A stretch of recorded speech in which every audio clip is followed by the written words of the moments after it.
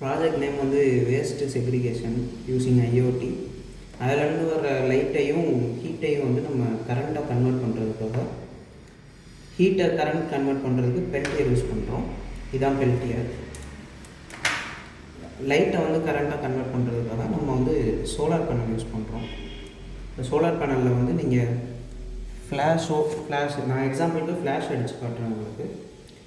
அதில் வந்து லைட் பட்டுச்சுன்னா உங்களுக்கு அந்த லைட் வந்து உங்களுக்கு வோல்டேஜாக கன்வெர்ட் ஆகி இந்த மாதிரி உங்களுக்கு தெரியும்.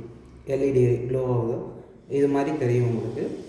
இந்த பெல்டியர் வந்து எப்படி ஒர்க்கிங் ஆகுதுன்னா, இது வந்து கூலிங் சைடு, இது வந்து ஹீட் சைடு. பெல்டியரில் 2 சைடு இருக்குது, ஒன்று கூலிங், இன்னொன்று வந்து ஹீட்.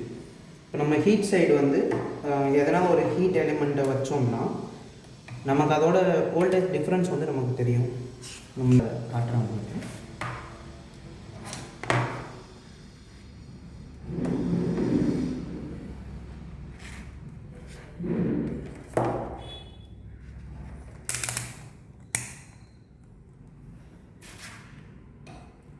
பெல்டியர் நமக்கு ஹீட்டாக இங்கே நமக்கு சேஞ்சஸ் ஆகும், வோல்ட் வந்து மாறும். மேக்ஸிமம் வந்து ஹீட்டை வந்து பெல்டியர் வந்து 600 to 800 மில்லி வோல்ட்டில் தான் வந்து நமக்கு கன்வெர்ட் பண்ணி தரும்.